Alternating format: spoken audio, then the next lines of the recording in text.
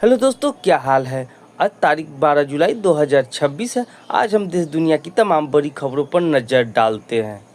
गया जी में मुख्यमंत्री सम्राट चौधरी ने विधायकों को नसीहत देते हुए कहा कि जनता की आवाज बनिए, लाखों मतदाता सदन में आ सकते हैं। उन्होंने आपको चुना है, आप पर भरोसा जताया है। उनकी आवाज बुलंद कीजिए, उनकी समस्याओं को सदन में उठाइए।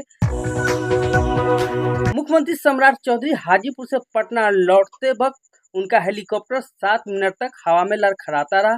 उड़ान भरने के बाद खराब बिजली के कारण हेलीकॉप्टर आगे नहीं बढ़ रहा था। कुछ देर तक हेलीपैड के ऊपर ही मंडराने लगा।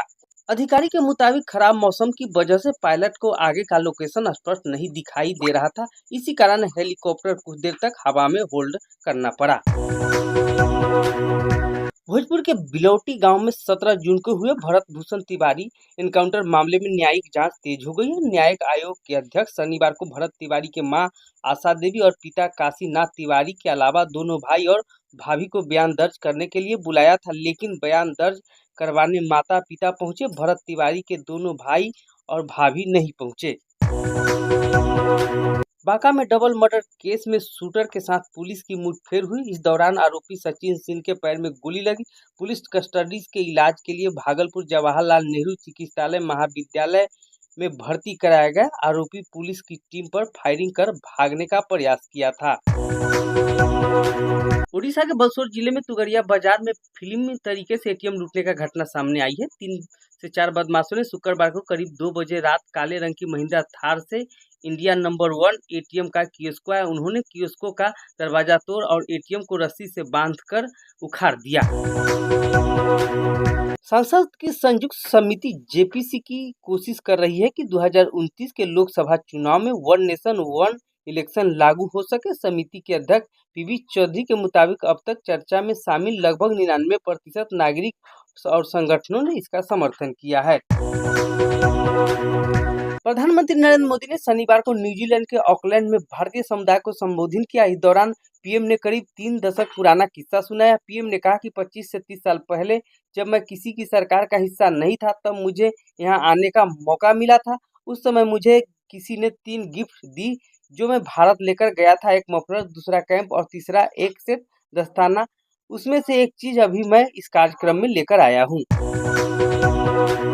पटना में सेक्स रैकेट का विरोध करने वाले युवक की अपहरण के बाद हत्या कर दी गई है। अपहरण के 4 दिन बाद शनिवार को अटमल गोला थाना क्षेत्र में उसका शव बरामद हुआ। शव का सिर और पैर मिट्टी में गड़े हुए थे। शरीर पर केवल एक बनियान थी। शरीर के कई हिस्सों में नीले रंग का निशान थे।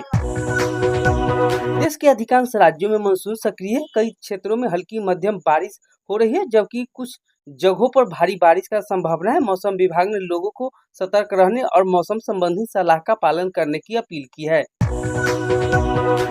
पवन सिंह, खेसारी लाल और अक्षरा सिंह के बाद अब भोजपुरी के एक और सिंगर नीलकमल सिंह की बॉलीवुड में एंट्री हो गई है। अजय देवगन की मूवी धमाल 4 सिनेमा घर में शुक्रवार को रिलीज हुई है। रिलीज से पहले मूवी का गाना चटनी सोशल मीडिया पर वायरल हो रही है।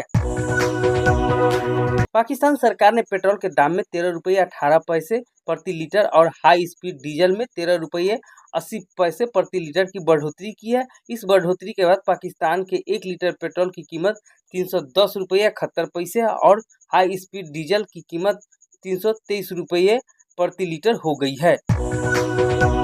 सोना चांदी के दाम में इस हफ्ते गिरावट है। India Boolean and jeweller association के अनुसार 10 ग्राम 24 कैरेट सोने का दाम 2976 रुपये गिरकर 1,43,000 रुपये पर हो गया है। इससे पहले बीते हफ्ते 4 जुलाई को 1,46,000 रुपये पर था। वही चांदी 2,34,000 रुपये किलो गिरकर 2,20,000 रुपये पर आ गई है।